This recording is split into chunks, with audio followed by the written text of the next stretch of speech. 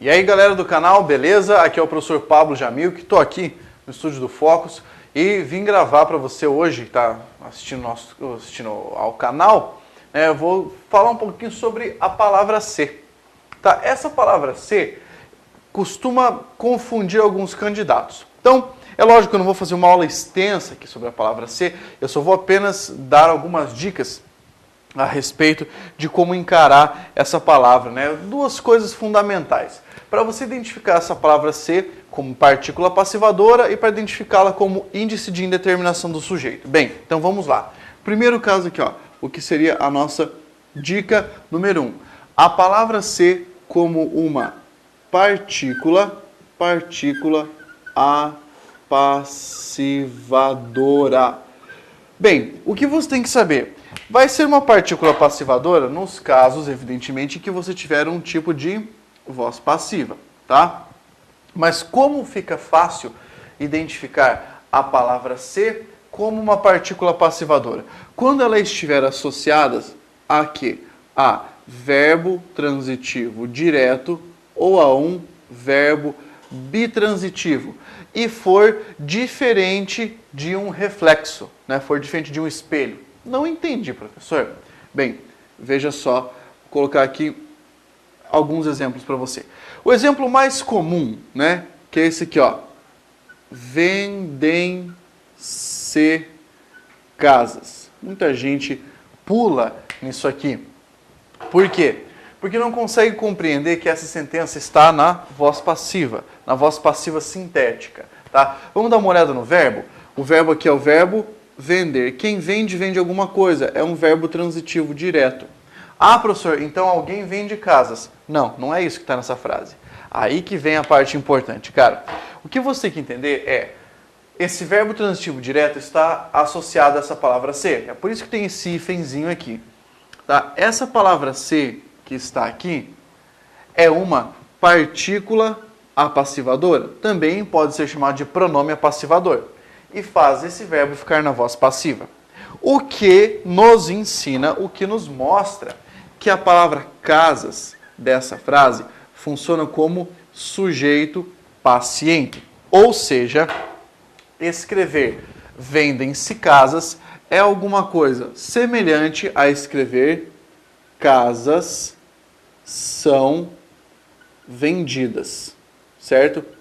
Então, o que você percebe? A diferença de uma frase para outra é que aqui eu tenho a palavra casas, também como sujeito paciente, e essa frase também está na voz passiva. Mas qual a diferença? Porque aqui não tem partícula passivadora. De fato, aqui você tem uma locução verbal. São vendidas. Isso aqui é uma voz passiva analítica, tá? Essa é uma voz passiva sintética. Então perceba a presença deste ser aqui. Pablo, você poderia estar antes do verbo, se tivesse uma palavra, né, atrativa, como um não, né? Não se vendem casas. É por isso que rola uma concordância, tá? Como assim rola uma concordância? Olha isso, cara. A palavra casas, né, fazendo o verbo ficar no plural. Vamos pegar outro exemplo ainda de uma partícula passivadora que foi com o verbo transitivo direto. Olha com o verbo bitransitivo. Ofereceram-se doces ao menino. Muito bem. O que é que nós temos aqui? Nós temos o verbo oferecer, e aí você vai pensar comigo, quem oferece, oferece alguma coisa a alguém. Ele é um verbo bitransitivo, também chamado de verbo transitivo direto e indireto. Beleza? E aqui nós temos a palavra ser. A palavra ser é uma partícula apassivadora, ó, associada ao verbo bitransitivo e não está dando uma ideia reflexiva. Agora, olha que interessante, a palavra doces que está aqui é o sujeito paciente. Por quê? Porque os doces são oferecidos, né, ou melhor, foram oferecidos, para pensar no tempo aqui, ao menino. Professor, esse ao menino é o quê? Bem, nessa frase, como é um verbo bitransitivo, esse ao menino é o objeto indireto, certo? Lembre-se de que é equivalente escrever isso aqui, tá? E isso aqui. Doces foram oferecidos ao menino. Beleza, tá? São formas equivalentes. Lembre que essa aqui também é uma voz passiva, mas ela é analítica, ok? Isso para uma partícula passivadora. Agora, olha o segundo caso aqui. No segundo caso, a palavra ser pode ser chamada de, olha esse nome, índice de indeterminação do sujeito. Isso quer dizer o quê? Que na frase em que a palavra ser aparecer desse modo, tá, você terá um sujeito indeterminado.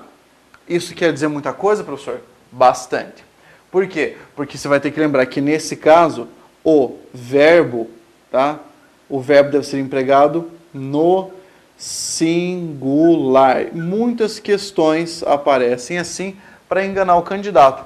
Bem, quando a palavra ser será um índice de indeterminação do sujeito? Quando você tiver essa palavra associada a um verbo transitivo indireto, a um verbo de ligação ou a um verbo intransitivo, certo? Professor, você pode dar um exemplo? Mas é claro, eu vou te dar um exemplo aqui e vamos pensar a respeito de uma sentença com o verbo, olha só, transitivo indireto. Veja só. Precisa-se de casas. Professor, não tinha que estar no plural? Primeiro, olha o verbo aqui, vender, olha o verbo aqui, precisar. Então, esse verbo precisar, você vai analisar a estrutura dele. Quem precisa, precisa de alguma coisa.